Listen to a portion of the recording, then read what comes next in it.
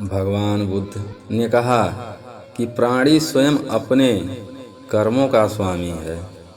वे अपने कर्मों की ही विरासत पाते हैं और कर्मों से ही उत्पन्न होते हैं और अपने कर्मों के बंधन में बंध जाते हैं।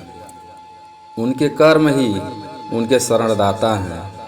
कर्म जैसे शुभ अशुभ होंगे, परिणाम भी वैसे ही शुभ अशुभ होंगे और उनके अनुसार भी भोग भोगेंगे।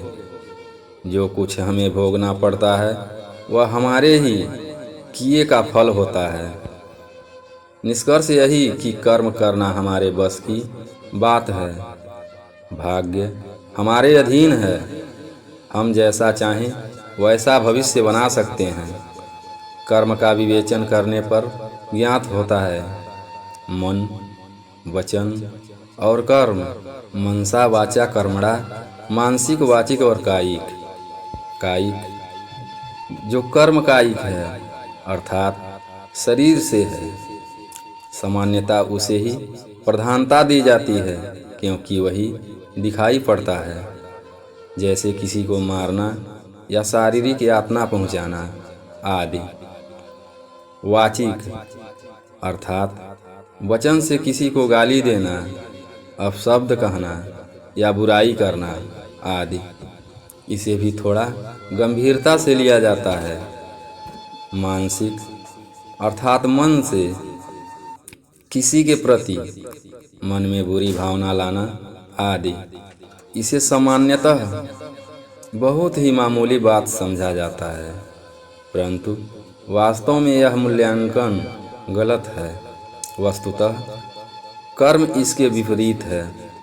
मानसिक कर्म विचार सबसे महत्वपूर्ण है क्योंकि शेष दोनों प्रकार के कर्म वाचिक और कायिक का मूल मन से ही होता है। जो कुछ भी बोला या किया जाता है उसका विचार पहले मन में ही उठता है। इसलिए किसी भी कर्म का मूल्यांकन करने से पहले उस समय मन की भावना को देखना होगा। एक डॉक्टर या वैद्य और एक हत्यारे का उदाहरण लें। दोनों ही शस्त्र का प्रयोग करते हैं। दोनों के शरीर कर्मों से एक निर्दोष व्यक्ति को पीड़ा होती है, उसकी मृत्यु भी हो सकती है, परंतु डॉक्टर को कोई दोष नहीं देता, हत्यारे को दंड मिलता है। क्यों? छुरी का प्रयोग करते समय डॉक्टर और हत्यारे की मनोभावना में अंतर था। एक की इच्छा उपकार करने की थी और दूसरे की अपकार। इसी प्रकार वचन की भी बात है।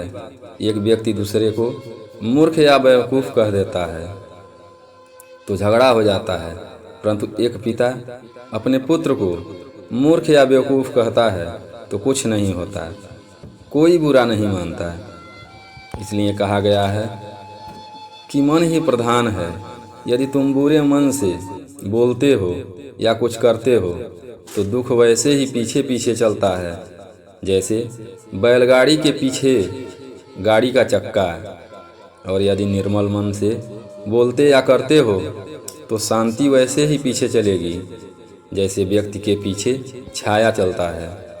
कहानी अगर पसंद आई हो तो हमारे चैनल को सब्सक्राइब करें और बेल आइकन को प्रेस करके और लाइक को प्रेस करके कमेंट में नमो बुद्धाय ज़रूर लिखें। धन्यवाद।